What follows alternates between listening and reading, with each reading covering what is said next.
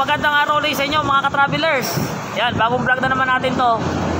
Sa mga nagtatanong nga pala kung yung chariot ba ay kapag ka pinalitan yung glass housing, hihina ba o makaka-apekto mga ka-travelers.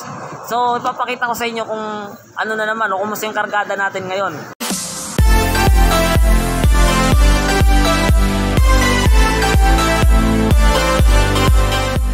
Papunta na naman tayo ng San Francisco, Quezon. Nandito tayo sa Pagbilao, Puno Pagbilao. So ito yung ano namin, karga mga ka-travelers. Bali, ilang tao kami? Isa, dalawa, tatlo, apat. Pero pag dadaan ng isa, dalawa pala maglola, tapos dalawa sa unahan ko, no, doon sa gilid ko, tig-kabilaan. So ibig sabihin nasa lahat-lahat tayo nasa 10. Ano? So nasa 10 kami, lahat-lahat mga ka-travelers, ano? Lahat-lahat. Yung ating mulye, ano yan, bawas na rin yan, naka 45 degrees. Tapos yung ating clutch housing ay naka high speed po yun. So kayang-kaya niya po, kailangan lang mag-logger kapag sobrang ahon, no? Kayang-kaya. So mga ka-travelers, ito na ho kami lahat. Pasilip na ulit, pasilip. Ayan. Yun, ito po yun, ang aming karga. Hindi ko lang kung makakarating naman. No problema na siya. So yan na, kabilaan, doon sa kabila si Brother Nelson, ano? Doon sa kabila si Brother Nelson. So paalala mga ka-travelers, yung mga nagtatanong kung saan pwede dumaan ng mga tricycle, ito, makita natin, dito sa Pagbilao. All tricycle and slow vehicles use outer lane, yan, of the national highway. So lahat ng mabagal, tricycle o ano man, dapat po sa tabi lang tayo, no? Sa gilid lang. Ayan. So hanap tayo ng ating makakainan at para bago dire-diretso na. Ito na yung aming posisyon. Di ba? So yung mga nagtatanong kung malakas pa rin ba? Ayan. Siksikan na talaga to. 6 na oras mo nanakit. 6 hours, 160 kilometers mahigit. So mga travelers, kakain tayo pansit. At doon sila sa loob yung iba. Doon sila kumain. Ayan.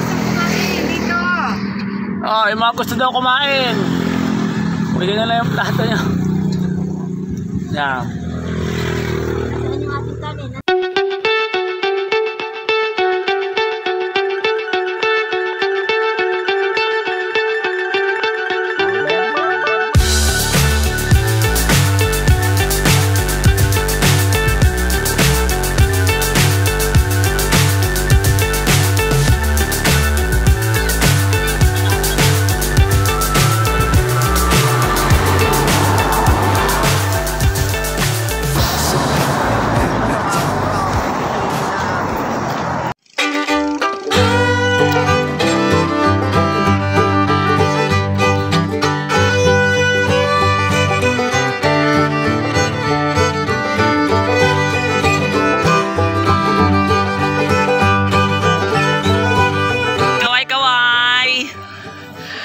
Ayan, so mga ka-travelers, dito kami sa Mulanay.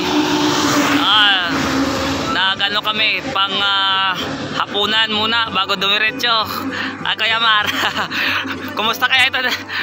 Mag-interview nga tayo din sa isang ito. Kumusta bang iyong pagsakay? Tampuit. Ano din? Experience. Ayan, mapagod daw, mapagod. So kami ngayon na hapunan bago dumiretso na San Francisco ulit. Katabing tabing dagat. Talagang medyo mabigat yung karga natin. Talaga sa mga ahon. Sobrang bigat.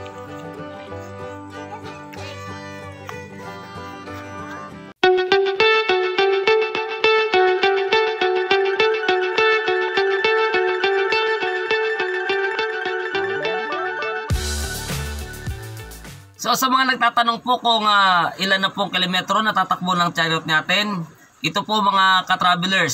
Ayan. So yan po mga ka-travelers ay tumigil na. So nung tumigil siya ay 12,273 kilometers. Siguro nakatakbo na ulit tayo ng nasa mga 500 kilometers simula nung tumigil po siya. Ano?